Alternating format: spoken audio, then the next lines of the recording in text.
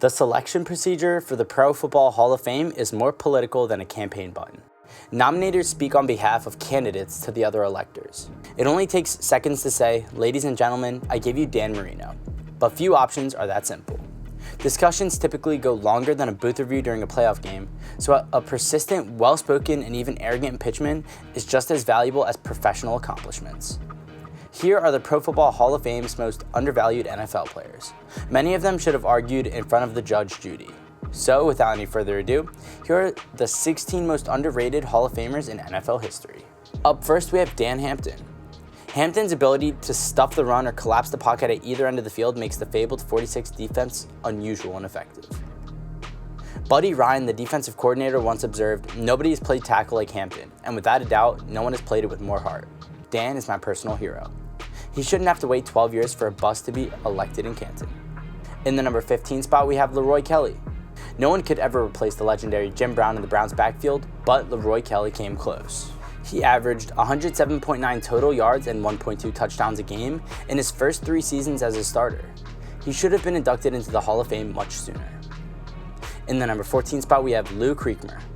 For nearly a decade, Creekmur was the backup quarterback for star quarterback Bobby Lane, one of the most stressful positions in sports.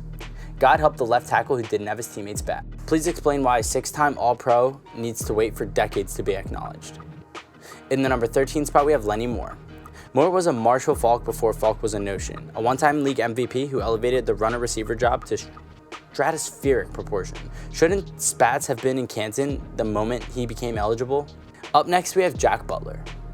At a time when offense relied on the long ball, free safety Jack Butler and Jimmy Patton were the cream of the crop. Butler was eventually Cantonized after 53 years. Patton is still waiting, which makes it even more difficult to believe. Up next, we have Joe Perry.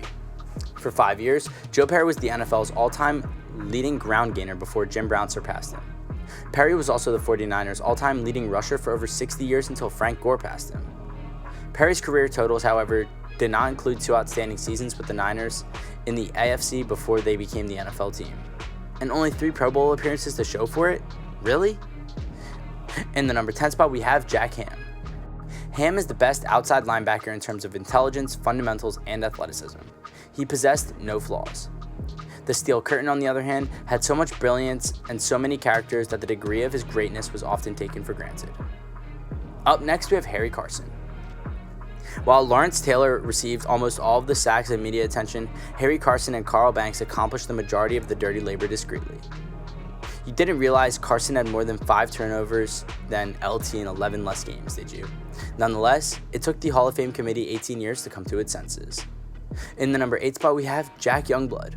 In shoulder pads, Youngblood played John Wayne, or John Wayne could have been Jack Youngblood in a Stetson hat. In any case, the man was fearless, lethal, and nearly indestructible. Youngblood was a Pro Bowler and/or All-Pro in 7 consecutive seasons during his prime. His reward, a 17-year wait from the induction into the Hall of Fame. In the number 7 spot, we have Ollie Matson. Ollie Matson was the Chicago Southside's Ernie Banks, an extraordinary talent who was brought down by the jamokes around him. We'd like to know how many touchdowns were called back due to penalties.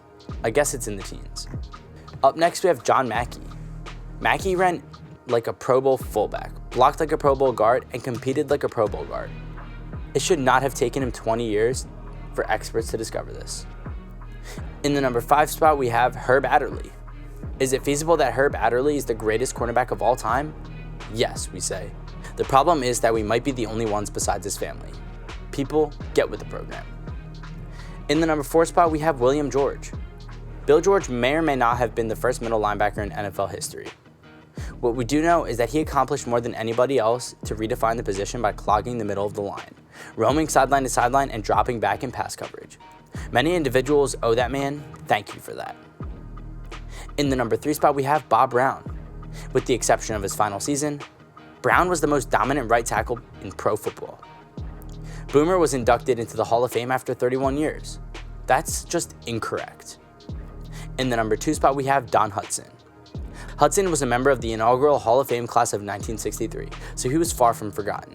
But as time passes, it's easy to forget that the Alabama Antelope was decades ahead of his time. He's a legitimate title contender for the greatest of all time, still. And finally, in the number 1 spot, we have Otto Graham. Some people are so obsessed with Tom Brady that they forget about Otto Graham. Otto Graham was without a question the finest quarterback of the pre-expansion era. That is, assuming that they've heard of the automatic Otto. For God's sakes, Colin Cowherd has him a spot ahead of Sam Darnold on his all-time list. So we believe that any GOAT debate should begin with Graham. Well guys, thank you so much for making it to the end of the video. Be sure to smash that like button, subscribe to our channel, and ring that notification bell so you never miss a video. Thank you guys for watching, and I'll see you guys next time. Peace.